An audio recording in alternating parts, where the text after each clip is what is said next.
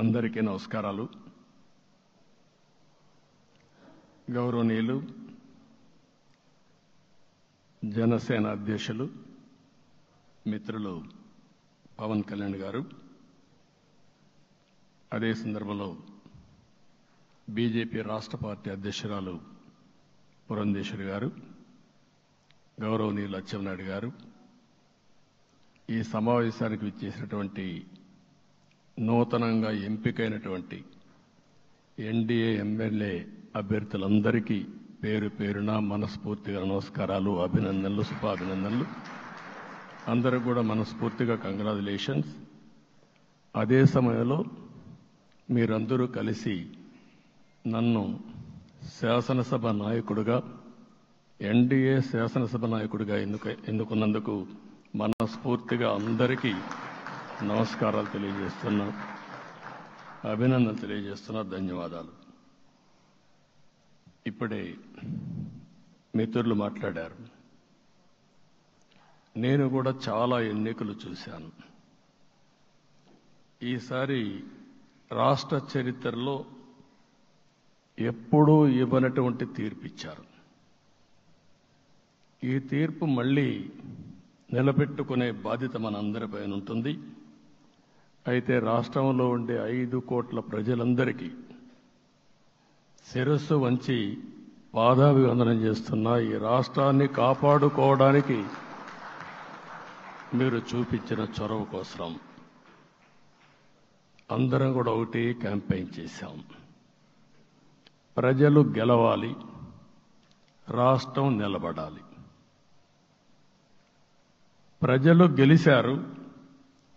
రాష్ట్రాన్ని నిలబెట్టే బాధ్యత ఇక్కడుండే శాసనసభ్యులపైన, మనందరిపైన ఉంది. ఈ విషయం మనం గుర్తుపెట్టుకోవాల్సిన అవసరం ఉంది. ఒక అరాచక పాలన, ఒక విధ్వంసకర పాలన. మామూలుగా ఇది చూస్తే ఈ కూటమి ఏర్పాటు చేసినప్పుడు కూడా నేను ఎప్పుడూ మర్చిపోలేను. ఇప్పుడే పురంధేశ్వరి గారు చెప్పారు, పవన్ కళ్యాణ్ గారు చెప్పారు. 3 పార్టీలు కూడా ఒక అత్యున్నతమైన ఆశయాల కోసం పార్టీలు పెట్టినప్పటికీ ఈరోజు కలయిక కూడా మీరు చూస్తే, ఈ కలయికని చాలా ఎన్నికలు చూశాను కానీ నా చరిత్రలో ఎన్నికలైన తర్వాత కంప్లైంట్స్ ఉండేటివి. ఇక్కడ పలానోళ్ళు సరిగా పనిచేయలేదు, ఇక్కడ ఈ నాయకులు కోఆపరేట్ చేయలేదని. నేను చూసిన మొట్టమొదటి ఎన్నిక, ఈసారి ఎన్నికల్లో మాత్రం 100కి 100% 3 పార్టీల నాయకులు, కార్యకర్తలు సమిష్టిగా పనిచేశారు. దానికి కారణం మనం ఒకసారి అన్వేషిస్తే, ప్రజలు మనోభావాలకు అనుగుణంగా మన కార్యకర్తలు కూడా ప్రవర్తించే పరిస్థితికి వచ్చారు. రాష్ట్రంలో ఉండే ప్రతి ఒక్క కార్యకర్తని, 3 పార్టీల తరపున ఉండే ప్రతి ఒక్క కార్యకర్తని, నాయకుడిని మనస్ఫూర్తిగా అభినందిస్తున్నా, ధన్యవాదాలు తెలియజేస్తున్నా, కృతజ్ఞతలు తెలియజేస్తున్నా. మేము చాలా వేవ్స్ చూసాం. 94లో 1 సైడ్ ఎన్నికలు జరిగాయి.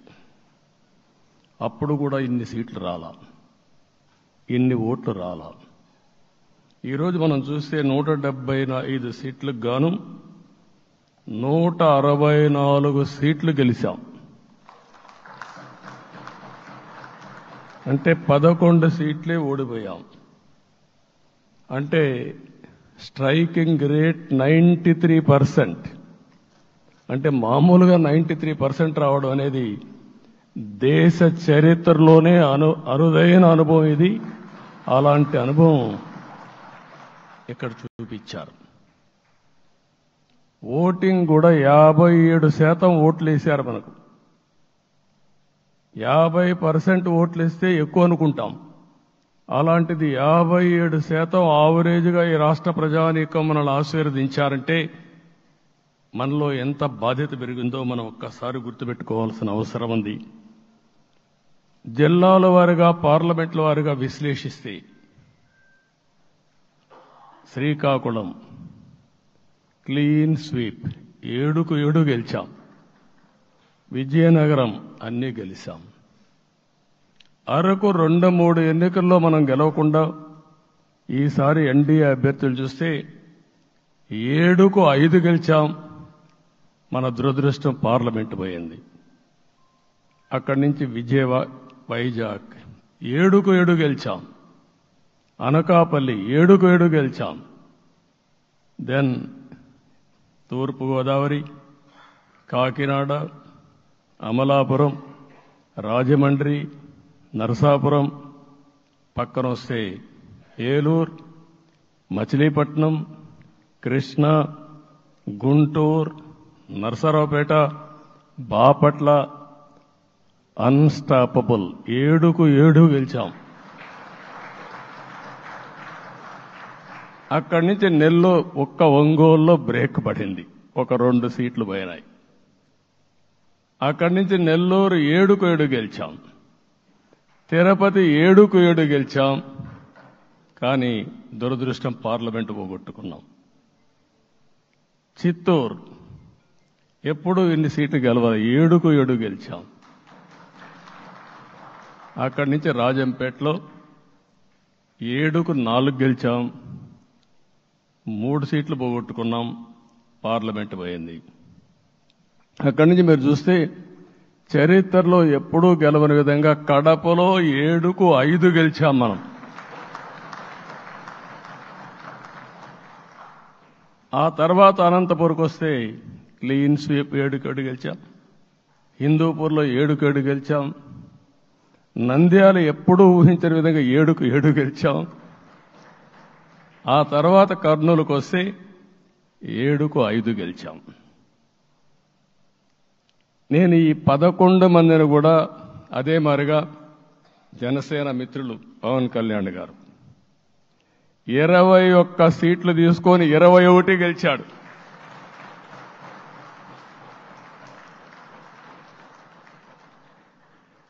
బీజేపీ 10 సీట్లు తీసుకుంటే 10 గెలిచారు, 8 గెలిచారు. అంటే 10కి 8 గెలవడం అనేది ఒక చరిత్ర. ఆ 2 సీట్లు కూడా కొన్ని ప్రత్యేకమైన కారణాల వల్ల ఓడిపోయాం తప్ప ఇంకోటి కాదు. అంటే ఇక్కడ ఒక లెసన్ మనందరికీ అర్థమైంది ఏంటంటే, అభ్యర్థులు గట్టిగా నిలబడుకున్న ప్రతి ఒక్క చోట ప్రజలు మనల్ని ఆశీర్వదించారు, గెలిపించారు. ఇదే ఈ యొక్క ఎన్నికల్లో మనందరం గుర్తుపెట్టుకోవాల్సిన ఒక ప్రత్యేకమైన విషయం. నేను చాలాసార్లు ఎన్నికలైన తర్వాత సమీక్షలు చేసుకున్నాం, కానీ ఇలాంటి విజయం, ఎలాంటి సాటిస్ఫాక్షన్ ఎప్పుడూ లేదు. దీనికి కారణం ప్రజలు మన మీద నమ్మకం పెట్టుకున్నారు. పార్లమెంట్ ఎన్నికల్లో కాదు, అసెంబ్లీ ఎన్నికల్లో చూస్తే 95,000 ఓట్ల మెజారిటీతో గెలిపించారు. గాజువాక 95,000 ఓట్ల మెజారిటీతో గెలిపించారు. ఈ విషయాలు నేను పవన్ కళ్యాణ్ గారు ఢిల్లీకి వెళ్ళినప్పుడు, పురంధేశ్వరి గారు వచ్చినప్పుడు, ఈ రాష్ట్రంలో ఇచ్చిన మ్యాండేట్ వల్ల ఢిల్లీలో మమ్మల్ని అందరూ గౌరవించే పరిస్థితికి వచ్చారు. మీ గెలుపు వల్ల ఈరోజు ఆంధ్రప్రదేశ్ రాష్ట్ర ప్రతిష్ట పెరిగింది, గౌరవం పెరిగింది. మనకు కూడా గౌరవం పెంచుకునే పరిస్థితికి వచ్చాం. అయితే ఇక్కడ ఒక విషయం మనం గుర్తుపెట్టుకోవాల్సింది, ఎంపిక చేసినప్పుడు అన్ని విషయాలు మేము కూలంకుషంగా ఆలోచించాం. ఏ సీటు ఏ అభ్యర్థులు ఏ పార్టీ తీసుకుంటే గెలుస్తారో ఆలోచించాం. ఒకసారి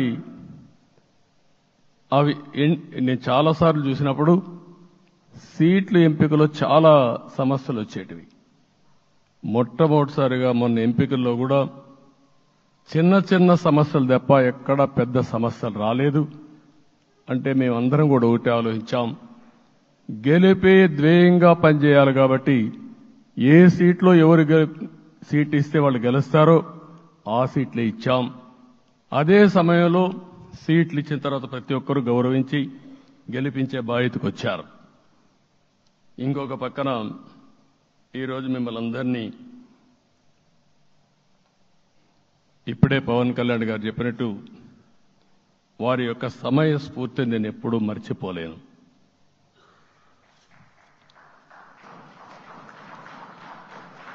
మొట్టమొదటిసారిగా నేను జైల్లో ఉన్నప్పుడు వచ్చాడు. వచ్చినప్పుడు నన్ను పరామర్శించాడు. బయట వచ్చి ఈ రాష్ట్రం అంత మునుపు చెప్పినా అంత మునుపు అనేక సందర్భాల్లో ప్రభుత్వ వ్యతిరేక ఓటు చేయకూడదని చెప్పారు. కానీ నన్ను చూసి బయటికి వెళ్ళిన తర్వాత ఈరోజు తెలుగుదేశం జనసేన పొత్తు పెట్టుకుంటున్నామని చెప్పిన మొదటి వ్యక్తి పవన్ కళ్యాణ్ గారు. అప్పటికే బీజేపీతో పొత్తుంది. అయితే ఒక మాట చెప్పాడు, బీజేపీతో పొత్తుంది, బీజేపీ తెలుగుదేశం జనసేన 3 పార్టీలు కలిసి పోటీ చేస్తామని కూడా చెప్పి మళ్ళీ ఆ ప్రయత్నం చేసి కడాన రాష్ట్ర ప్రయోజనాల దృష్ట్యా బీజేపీ తెలుగుదేశం జనసేన పొత్తు పెట్టుకున్నాం. మనస్ఫూర్తిగా ఆయన అభినందిస్తున్నా. ఆ రోజటి నుంచి ఎలాంటి పొరపచ్చాలు లేకుండా కలిసి పనిచేశారు. మాకు కొన్ని అనుమానాలు ఉండేటివి. ఓటు ట్రాన్స్ఫర్ అవుతుందా లేదా, ఓటు ట్రాన్స్ఫర్ కాకపోతే ఎక్కడన్నా సీట్లు నష్టపోతామని. అందుకే మీరు ఒకసారి చూస్తే ఎన్నికలు మొత్తం సెట్ అయింది, నామినేషన్స్ వేసాం, ముందుకెళ్ళాం. అదే సమయంలో మొట్టమొదటిసారిగా కొవ్వూరులో 3 పార్టీల నాయకులు కలిసి నేను, పవన్ కళ్యాణ్ గారు, పురంధేశ్వరి గారు ముగ్గురం కలిసి ఫస్ట్ మీటింగ్ అడ్రస్ చేశాం. అక్కడి నుంచి 6 జిల్లాల్లో మేమిద్దరం కలిసి తిరిగాం. బీజేపీ నాయకులు కలిసి వచ్చారు. ఆ తర్వాత మొట్టమొదటిసారిగా అమిత్ షా గారు ఏదైతే అనంతపూర్లో ధర్మవరం కాన్స్టిట్యున్సీకి వచ్చారు. నేను మొన్న నేషనల్ మీటింగ్లో కూడా చెప్పాను. ఆయన వచ్చినప్పుడు చాలా స్పష్టంగా ఎందుకు మేము పొత్తు పెట్టుకున్నామనే విషయాలు చెప్తూ ఈ ప్రభుత్వ అవినీతిని ఎండగట్టారు, సూటిగా మాట్లాడారు. ఆ ఒక్క మీటింగ్తో రాష్ట్రం మొత్తం ఒక నమ్మకం వచ్చింది. బీజేపీ కూడా పూర్తిగా ఈ కూటమిని సపోర్ట్ చేస్తున్నారనే కాకుండా ఈ రాష్ట్రానికి ఏ అవసరం ఉందో చెప్పగలిగారు. అది అయిన తర్వాత ప్రధానమంత్రి గారు వచ్చారు. మొట్టమొదటి మీటింగ్ మీరు చూస్తే ఇక్కడనే రాజమండ్రిలో పెట్టారు. రాజమండ్రిలో స్పష్టత ఇచ్చారు. దేని అనకాపల్లిలో స్పష్టత ఇచ్చారు. తర్వాత రాజంపేటలో మాట్లాడుతూ చాలా క్లియర్గా చెప్పారు. ఇదే విజయవాడకు వచ్చినప్పుడు రోడ్ షో పెడితే నా జీవితంలో ఎప్పుడూ చూడలేదు, ప్రధానమంత్రి గారు కూడా అదే చెప్పారు, బ్రహ్మాండమైన రోడ్ షో విజయవాడలో జరిగిందని ప్రధానమంత్రి గారు కూడా అభినందించే పరిస్థితికి వచ్చారు. ఇవన్నీ కలయికే మన విజయం. ఈ విషయం మనం గుర్తుపెట్టుకోవాల్సిన అవసరం ఉంది. మీరు కష్టపడ్డారు. నేను చాలా ఎన్నికల్లో చూశాను. అందరూ అభ్యర్థులు కూడా ఈ ఎన్నికల్లో కష్టపడిన విధానం కానీ ఇంత కష్టం నేను ఎప్పుడూ చూడలేదు. ఒక్క మాటలో చెప్పాలంటే ప్రతి ఒక్కరూ మనసు పెట్టి పనిచేశారు. అందుకే ఈ గెలుపు వచ్చిందని చెప్పి కూడా నేను మీకు తెలియజేస్తున్నా. మీ అందరి సహకారంతో రేపు ప్రమాణ స్వీకారం చేస్తున్నాను. దానికి మీ అందరికీ ధన్యవాదాలు. రేపు ప్రమాణ స్వీకారానికి నరేంద్ర మోడీ గారు ప్రధానమంత్రిగా వారు వస్తున్నారు. అదే మరిగా ఎన్డీఏ నాయకులు వస్తున్నారు. ఇది ఒక అరుదైన అనుభవం. అంటే నేను 4వసారి ముఖ్యమంత్రిగా ప్రమాణ స్వీకారం చేస్తున్నాను కానీ ఈసారి దీనికి ఉండే ప్రాధాన్యత, ప్రజలు మన మీద పెట్టుకున్న నమ్మకం, నష్టపోయారు, ఇబ్బందులు పడ్డారు, మన మీద హోప్ పెట్టుకున్నారు. తిరిగి నేను ఒక్కడినే చేసే కార్యక్రమం కాదు. అందరం సమిష్టిగా మళ్లీ ప్రజలకు రుణం తీర్చుకునే సమయం ఆసన్నమైంది. దానికి ఈ రాష్ట్రానికి పూర్తిగా కేంద్ర సహకారం అవసరం. నిన్న పోయినప్పుడు కూడా నేను చాలా స్పష్టంగా కేంద్ర నాయకత్వాన్ని కోరాను. అటు అమిత్ షా గారిని, అదే మరి ప్రధానమంత్రి గారిని అందరినీ కోరాం. పూర్తిగా సహకరిస్తామని వారు హామీ ఇచ్చారు. దానికి మనందరి తరపున కేంద్రంలో ఉండే ప్రధానమంత్రి నరేంద్ర మోడీ గారిని, అదే మరి అమిత్ షా గారిని, కేంద్ర నాయకత్వాన్ని, అదే మరిగా బీజేపీ దేశ అధ్యక్షుడైనటువంటి నేషనల్ ప్రెసిడెంట్ గారి నడ్డా గారిని మనస్ఫూర్తిగా అభినందిస్తున్నానని చెప్పి కూడా నేను మీకు తెలియజేస్తున్నాను. ఈరోజు 40 సంవత్సరాలుగా రాజకీయాల్లో ఉన్నాను. నేను ఎప్పుడు కూడా రాగద్వేషాలకు అతీతంగా రాజ్యాంగంలో ఏదైతే మనం ప్రమాణం చేస్తామో రాజ్యాంగాన్ని అనుసరించి అదే విధంగా పనిచేశాను. మళ్లీ ఈరోజు మీ అందరికీ హామీ ఇస్తున్నాం. నాకు అలవాటు ప్రజల కోసం కష్టపడడం, అవిశ్రాంతంగా పనిచేయడం, పోరాటాలు మాత్రమే నాకు తెలుసు. ప్రజాహితం మాత్రం తెలుసు. తప్పకుండా దాన్ని నిలబెట్టుకుంటా. ఇన్ని దశాబ్దాలుగా కూడా ప్రతి అడుగు కూడా మీరు ఒకసారి చూస్తే ప్రతి ఆలోచన, తపన అన్నీ కూడా ప్రజల కోసమే చేశాం. ఈరోజు మనకిచ్చింది ప్రజల అధికారం కాదు. ఇది ఒక పవిత్రమైన అత్యున్నతమైన బాధ్యత మనకు అప్పచెప్పారు. ఈ విషయం అనుక్షణం ప్రతి ఒక్కరూ మనం గుర్తుపెట్టుకోవాల్సిన అవసరం ఉంది. నేను 14 సంవత్సరాలు దగ్గర ముఖ్యమంత్రిగా ఉన్నాను. 15 సంవత్సరాలు ప్రతిపక్ష నాయకుడిగా పనిచేశాను. ఎన్నో సవాళ్లు చూశాను, ఎన్నో సంక్షోభాలు చూశాను. ప్రతి ఒక్క సంక్షోభాన్ని ఒక అవకాశంగా మలుచుకుని ముందుకు పోయాం. ఈరోజు కూడా మీకు అందరికీ ఈరోజు రాష్ట్రంలో మనం చూస్తే చాలా సమస్యలున్నాయి. నా అనుభవాన్ని మొత్తం తీసుకుని పూర్తిగా మీ అందరి సహకారంతో, మిత్రులు పవన్ కళ్యాణ్ గారి సహకారంతో పేద ప్రజల జీవితాలను మార్చడానికి అనునిత్యం ఆలోచిద్దాం. అది చేసి మన నిజాయితీని, మన కృతజ్ఞతని ప్రజలకు తెలియజేద్దాం. అందుకని ఇంకొక పక్క మీరు ఆలోచిస్తే రాష్ట్రం పూర్తిగా శిథిలమైపోయింది. దెబ్బతినని వర్గం అంటూ లేదు. అందుకనే ఓసారి ఆశ్చర్యం కూడా వేస్తుంది.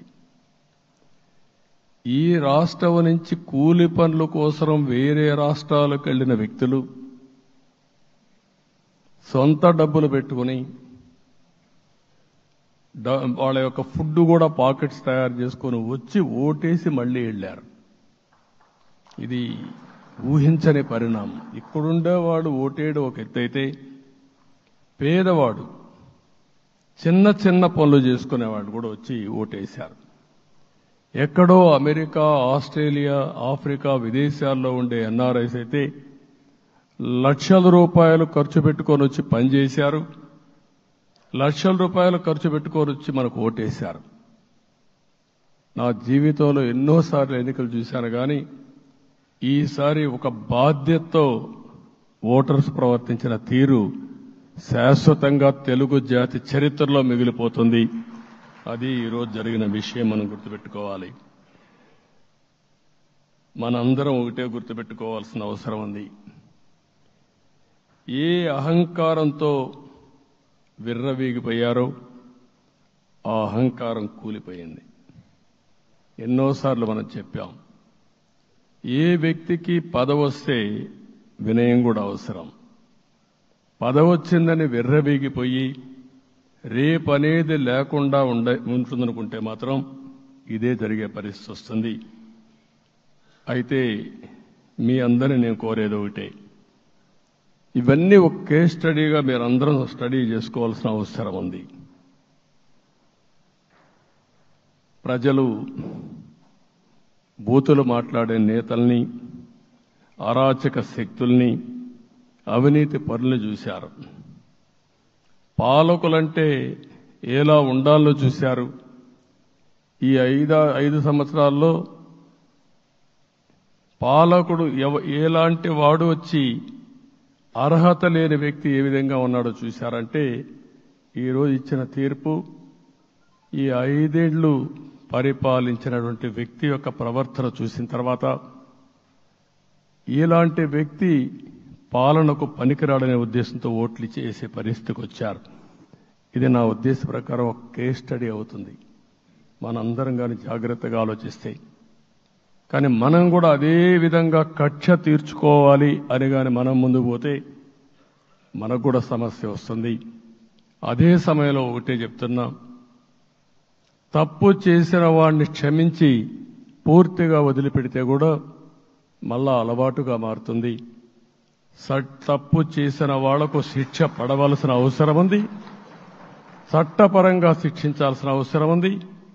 అదే సమయంలో విధ్వంస రాజకీయాలు, కక్షా రాజకీయాలు కాకుండా ఇవన్నిటిని ప్రక్షాళన చేయాల్సిన అవసరం ఉందని చెప్పి కూడా నేను మీకు తెలియజేస్తున్నా. ఇంకొక పక్క 5 ఏళ్లలో ఎన్నో సంవత్సరాలు చూశాను కానీ కార్యకర్తలపైన దాడులు, హింసా రాజకీయాలు, అక్రమ కేసులు, వేధింపులు, కడాన సోషల్ యాక్టివిస్టులు కూడా ఇష్టానుసారంగా కేసులు పెట్టి హెరాస్ చేస్తే నిద్రపోకుండా వాళ్ళు కాపాడుకున్నాం. ఇంకొక పక్కన అన్ని పార్టీలకు 3 పార్టీలకు అనుభవం ఉంది. ఈరోజు మీరు చూస్తే ప్రాణాలు తీస్తూ అరాచకంగా ప్రవర్తిస్తూ తెలుగుదేశం పార్టీలో ఒక ఉదాహరణ చూసినప్పుడు అన్ని పార్టీలకు వర్తిస్తుంది. ఏదైతే మన పార్టీకి వ్యతిరేకంగా నేను ఆ పేర్లు చెప్పకూడదు కాబట్టి చెప్పలేదు, కానీ స్లోగన్ ఏమంటే కడాన మెడ మీద కత్తున్న జై తెలుగుదేశం అంటూ ప్రాణాలు వదిలిపెట్టే పరిస్థితికి వచ్చారు. ఇది ఊహించని పరిణామాలు ఇవన్నీ. ఇప్పుడు కూడా కళ్ల ముందర తిరిగే పరిస్థితి వస్తుంది. అందుకే ఈరోజు మనందరం కూడా ఇవన్నీ గుర్తుపెట్టుకొని, నాకు జరిగిన అవమానాలు చూశారు. నేను అందుకే మా కుటుంబానికి జరిగిన అవమానంతో నేను కూడా భరించలేక బయట వచ్చినప్పుడు ఒకటే శపథం చేసి వచ్చాను. ఆ శపథం, ఇది గౌరవ సభ కాదు, ఇది కౌరవ సభ. ప్రజాక్షేత్రంలో గెలిచి మళ్లీ ఈ సభను గౌరవ సభగా చేసి అడుగు పెడతానని చెప్పి శపథం చేసి బయట వచ్చాను. ఓసారి ఇవన్నీ చరిత్ర. ఆ శపథాన్ని ప్రజలు గౌరవించారు. గౌరవించిన ప్రజల్ని నిలబెట్టే బాధ్యత మనందరిపైన ఉంది. సభను కూడా ఎన్నోసార్లు పవన్ కళ్యాణ్ గారు చెప్పారు, భవిష్యత్తులో ఆంధ్రప్రదేశ్ శాసనసభని ఒక గౌరవ సభగా చేసి ప్రజా సమస్యల్ని చర్చిస్తామని చాలా స్పష్టంగా చెప్పారు. అలాంటి బ్రహ్మాండమైన వాతావరణం క్రియేట్ అవుతుంది. దానికి ఒక శాసనసభాపక్ష నాయకుడిగా నేను హామీ ఇస్తున్నా. మళ్లీ ఈ సభను గౌరవ సభగా, ఈరోజు మన పరిపాలన ప్రజా పరిపాలన, ప్రజా ప్రభుత్వంగా మనం ముందుకు పోవాల్సిన అవసరం ఉంది. ముందుకు పోతామని చెప్పి కూడా నేను మీకు తెలియజేస్తున్నా.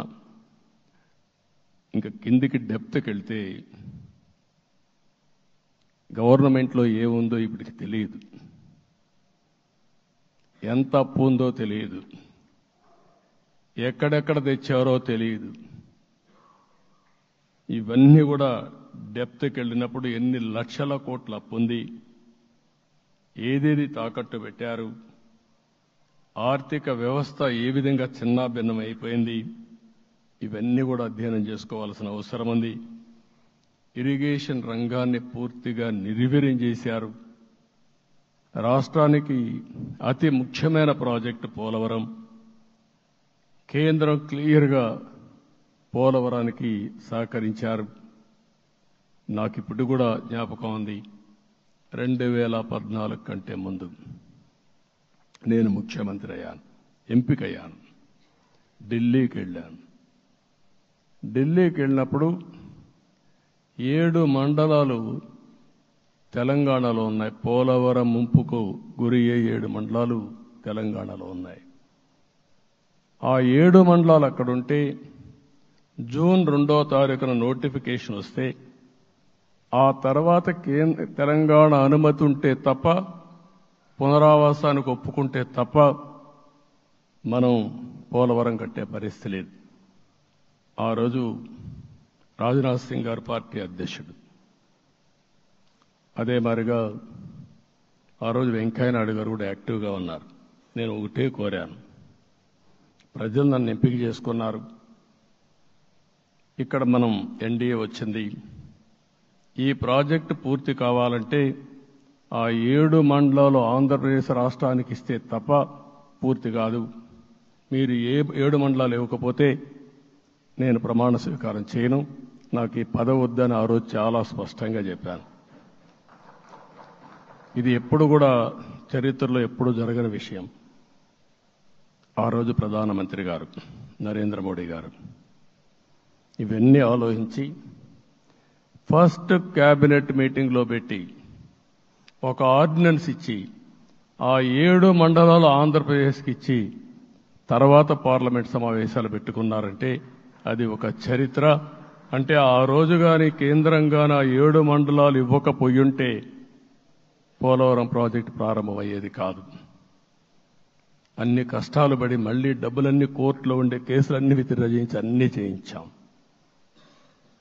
72% పనులు పూర్తి చేశాం. ఈరోజు మళ్లీ మొదటికి వచ్చింది. డయాఫామ్ వాల్ పూర్తిగా కొట్టుకొని పోయే పరిస్థితికి వచ్చింది, డ్యామేజ్కి అయ్యే పరిస్థితి వచ్చింది, ఎక్కడుందో తెలియని పరిస్థితి. మళ్లీ కేంద్ర సహకారంతో రాష్ట్రానికి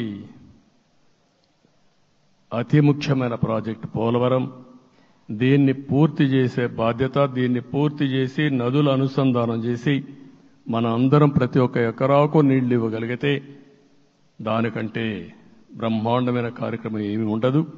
వ్యవసాయ రంగం స్టెబిలైజ్ అవుతుంది. ఇది సాధించడానికి అన్ని విధాలా కష్టపడతామని చెప్పి కూడా నేను మీకు తెలియజేస్తున్నాను. ఇంకొక పక్క వ్యవసాయ రంగం పూర్తిగా సంక్షోభంలో పడిపోయింది. రైతులు అప్పుల పాలయ్యారు. 5 ఏళ్లలో 9 సార్లు కరెంటు ఛార్జీలు పెంచారు. ఈ విధంగా ఇవన్నీ కూడా ఇంకొక పక్క మీరు చూస్తే అమరావతి 10 సంవత్సరాల తర్వాత మన రాజధాని ఏదంటే చెప్పుకోలేని పరిస్థితి. ఇప్పటికి కూడా మనకు గుర్తొచ్చేది ప్రజావేదిక విధ్వంసం. అలాంటి దుర్మార్గమైన కార్యక్రమాలు జరిగాయి. ఇవన్నీ కూడా గుర్తు చేసుకుంటూనే కక్షపూరిత రాజకీయాలు కాకుండా కన్స్ట్రక్టివ్ పాలిటిక్స్కి మనం ముందుకు పోవాల్సిన అవసరం ఉంది.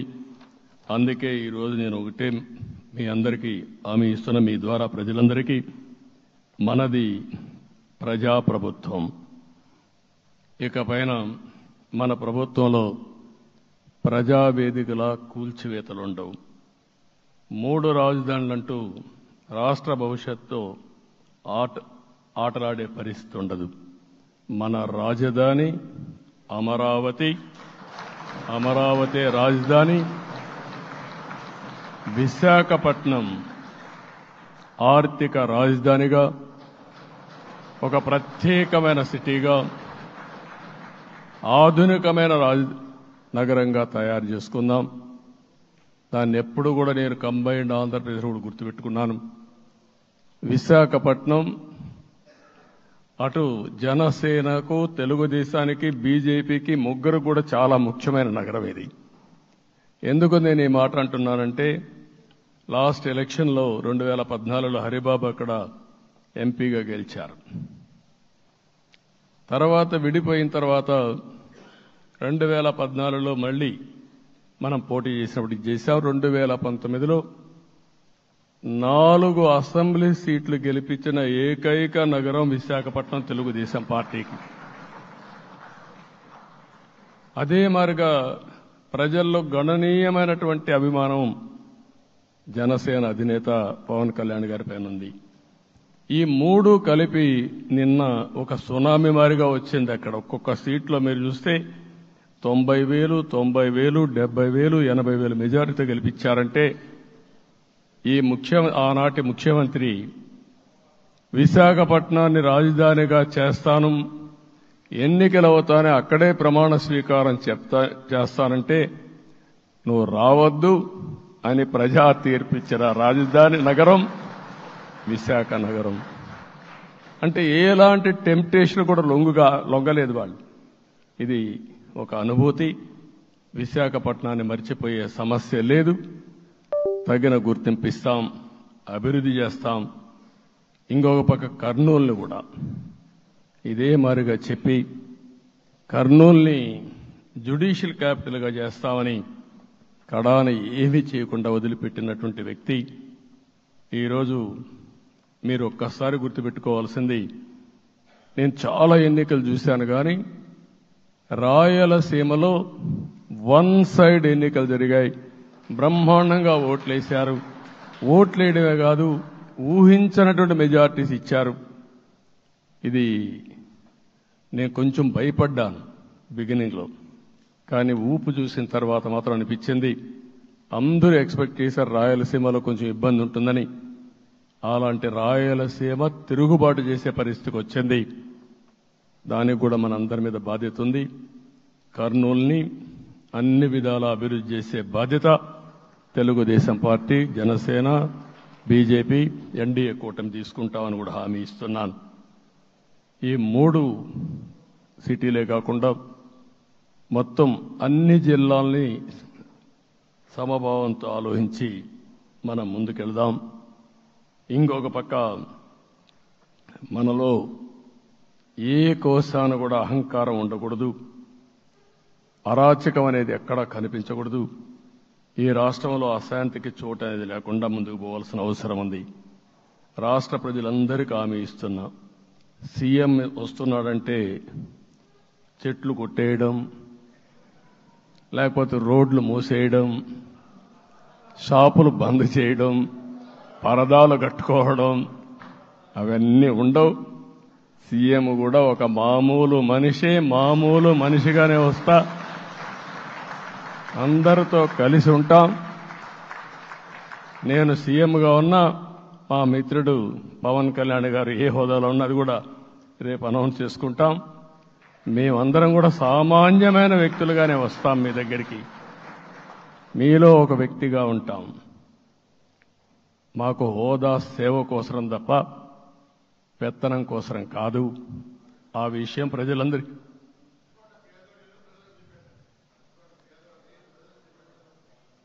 అవన్నీ చేస్తాం. ఇంకొక పక్కన నిన్న మొన్న నేను వస్తానంటే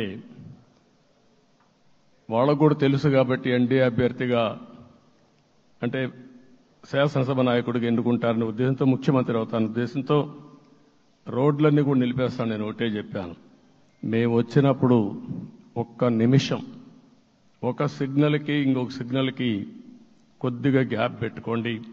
అవసరమైతే ఒక 5 నిమిషాలు లేట్ అయినా మాకు పర్వాలేదు, కానీ ప్రజలు ఎవ్వరికీ ఇన్కన్వీనియన్స్ కలగకూడదని చాలా స్పష్టంగా ఆదేశాలు ఇచ్చాం. కాబట్టి అవన్నీ మనం చేద్దాం. ఇంకొక పక్కన దాడులు చేసి బాధితులపైనే కేసులు పెట్టే పరిస్థితి ఉండదు ఈ రోజు నుంచి. అది కూడా మనం చూశాం. ఏ ఒక్కరి ఆత్మగౌరవానికి భంగం కలగదు. ఒక పాజిటివ్ గవర్నెన్స్ అన్ని చోట్ల కనపడుస్తుంది. ప్రజాహితం కోసమే పనిచేస్తాం. ప్రతి నిర్ణయం, ప్రతి అడుగు ప్రజల కోసమే ఉంటుంది. స్టేట్ ఫస్ట్ అనే నినాదంతో ముందుకు పోతాం. ఈరోజు మేము ముగ్గురం కూడా ఢిల్లీలో వెళ్ళినప్పుడు కూడా మా ఆలోచన ఈ రాష్ట్రం ముందుండాలనే ఉద్దేశంతోనే ముందుకు పోయాం. అదే సమయంలో ఈరోజు మన రాష్ట్రానికి కూడా సముచితమైన గౌరవం. 3 మంత్రులు కేంద్రంలో మన వాళ్ళు ఉండే పరిస్థితికి వచ్చారు. ఒక పక్కన రామ్మోహన్ నాయుడు శ్రీకాకుళం ఎంపీ, ఆయన కేంద్రంలో మంత్రి పదవి, కేబినెట్ పదవి వచ్చింది. ఇంకొక పక్కన పెంబసాని చంద్రశేఖర్కి స్టేట్ మినిస్టర్గా ఎంఓఎస్ కింద ఇచ్చారు. మూడోది కూడా ఒక సామాన్యమైన కార్యకర్త Srinivasa Varma, Narasapur MP, BJP MP, ఈరోజు కేంద్రంలో మంత్రి స్థానం వచ్చింది. ఓసారి బీజేపీలో కూడా ఇది ఒక ప్రత్యేకత. ఆయన ఎంపీ ఇచ్చినప్పుడు నాకే ఆశ్చర్యం వేసింది. ఒక మామూలు వ్యక్తి ఎంపీ ఇచ్చారు.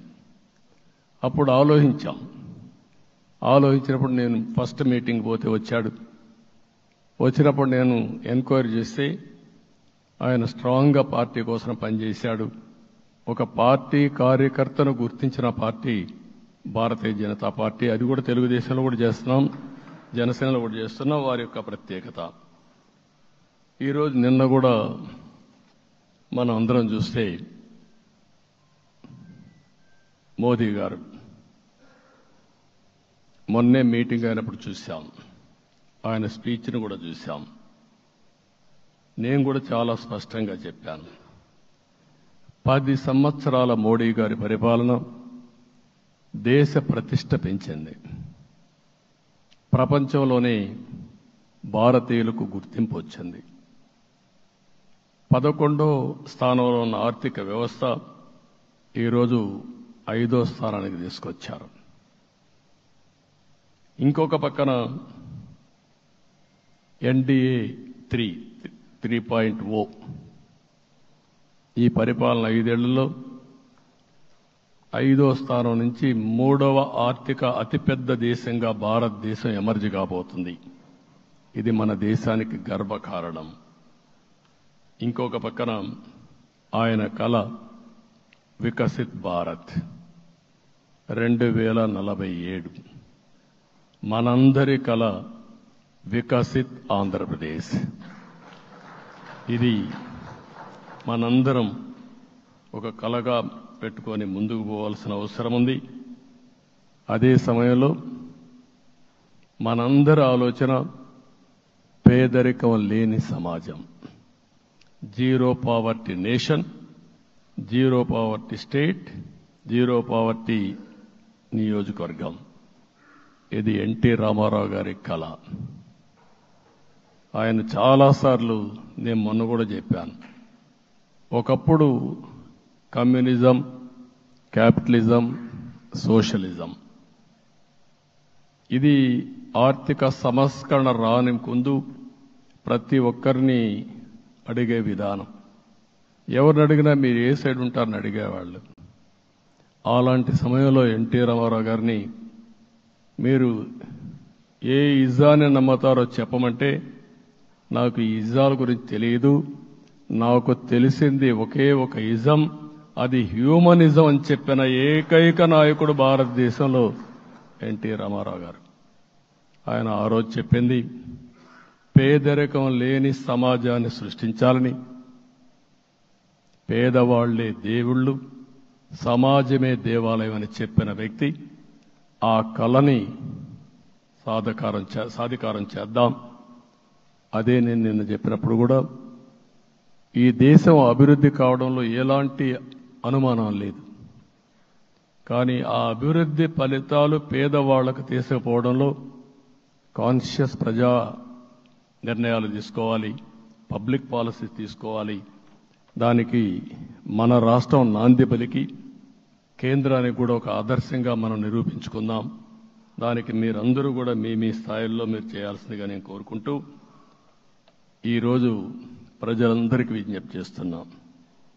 మీరు ఓట్లు వేశారు, మమ్మల్ని గెలిపించారు, మీరు గెలిచారు, మీ పని అయిపోలేదు. కానీ మమ్మల్ని అనునిత్యం ఆశీర్వదించుతూ నడిపించే బాధ్యత ప్రజల్ని తీసుకోమని పూర్తిగా కోరుకుంటున్నా. ప్రజాస్వామ్యంలో ఎప్పుడు కూడా ఓట్లేసి బాధ్యత లేకుండా ఉండేవాళ్ళు, కావాల్సింది అడిగేవాళ్ళు. నిన్న ఎన్నికల్లో చాలా మందిని చూశాను. ఫస్ట్ టైం పోలింగ్ ప్రారంభం అవుతానే అరాకొర వచ్చేవాళ్ళు. పోలింగ్ స్టేషన్లో కూడా మనుషులు ఉండేవాళ్ళు కాదు. కొంతమంది మధ్యతరగతి అబవ్ ఉండేవాళ్ళైతే ఎప్పుడో మధ్యాహ్నం పైన పోదామని ఇంట్లో లీజర్గా పడుకునేవాళ్ళు. మధ్యాహ్నం పైన కూడా ఖాళీగా ఉంటే వచ్చేవాళ్ళు, ఎండలు ఎక్కువ ఉంటే కొంతమంది అవాయిడ్ చేసేవాళ్ళు. అందుకే మొన్న ఎన్నికల్లో మీరు చూస్తే ఫస్ట్ అవర్లో ప్రతి ఒక్క పోలింగ్ స్టేషన్ ఫుల్గా క్యూలు ఉన్నాయి. ఆ క్యూలు కంటిన్యూ అయింది. మీరు చూస్తే రాత్రి 2 గంటల వరకు క్యూలో నిలబడుకొని ఓట్లు వేశారంటే వాళ్ళ బాధ్యత వాళ్ళు నెరవేర్చారు. దానికి మనం అందరం గుర్తుపెట్టుకొని ఏ విధంగా చేయాలనో మనం కూడా చేయాల్సిన అవసరం ఉంది. ప్రజలందరికీ విజ్ఞప్తి చేస్తున్నా, మమ్మల్ని నడిపించండి. ఎక్కడైనా మేము తప్పు చేస్తే చెప్పే విధానం కూడా ఎస్టాబ్లిష్ చేస్తాం. ఎప్పటికప్పుడు ఫీడ్బ్యాక్ ఇవ్వండి. ఫైనల్గా కలిసి సాగుదాం, రాష్ట్రాన్ని పునర్నిర్మాణం చేద్దాం. నా జీవితంలో నేను చాలా చూశానుగా నాకు ఒకటే కోరిక, భారతదేశం ప్రపంచ దేశాల్లో నెంబర్ 1 దేశంగా తయారు కావాలి. అవుతుంది, దాంట్లో అనుమానం లేదు.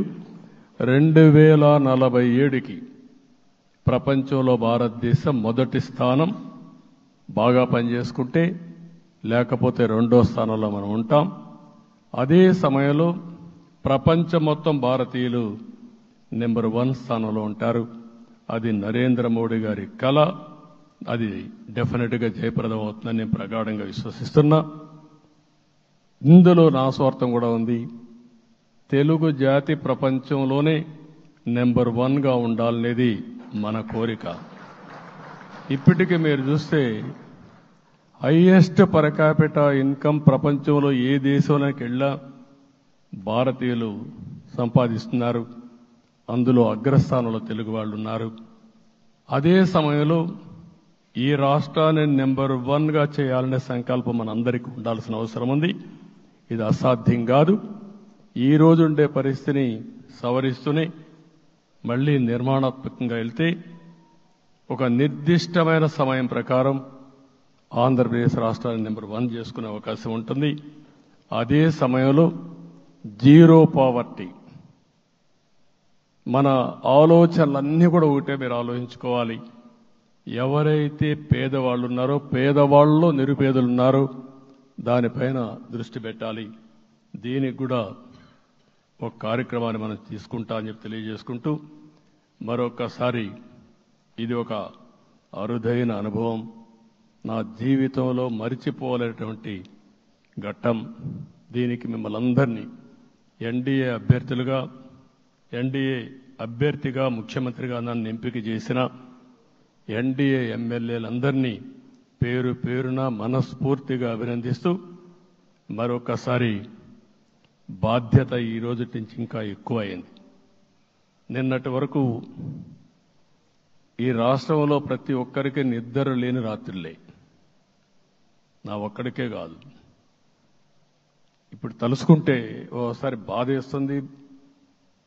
ఆ బాధపడిన రోజులు చూసుకుంటే, ఒక వ్యక్తిని జైల్లో పెట్టినప్పుడు నాకు 40 రోజుల నుంచి 90 రోజులు 100 రోజులు పట్టేది మళ్ళా బయట తేవాలంటే. మళ్ళా జైల్లో ఏం చేస్తారో తెలియదు. అక్కడి నుంచి ఇంకా ప్రెషర్ మౌంటప్ చేసుకుంటూ వచ్చాం.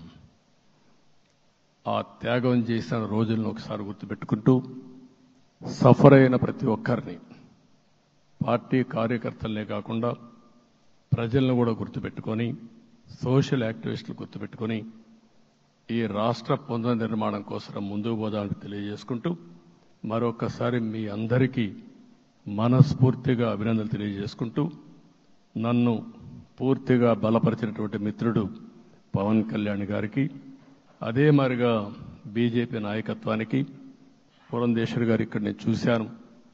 మేమిద్దరం, వారు ఎంపీ అభ్యర్థిగా ఉన్నప్పటికీ ఎప్పుడో కంప్లైంట్ చేసినా లేకుంటే కోఆర్డినేషన్ ప్రాబ్లం వచ్చినా ఇమీడియట్గా స్పందించి వారు కూడా కోఆర్డినేట్ చేశారు. అందరూ కూడా ఎక్కడా పొరపచ్చాలు లేకుండా మనస్ఫూర్తిగా చేశాం కాబట్టి ఈ గెలుపు సాధ్యమైంది. ఈ గెలుపుకు సహకరించిన ప్రతి ఒక్క నాయకుడికి, ప్రతి ఒక్క పార్టీకి, ప్రతి ఒక్క కార్యకర్తకి, ప్రజలందరికీ కూడా పేరు పేరున మనస్ఫూర్తిగా నమస్కారాలు తెలియజేసుకుంటూ మీ అందరి దగ్గర సెలవు తీసుకుంటున్నాను. జై హింద్, జై హింద్.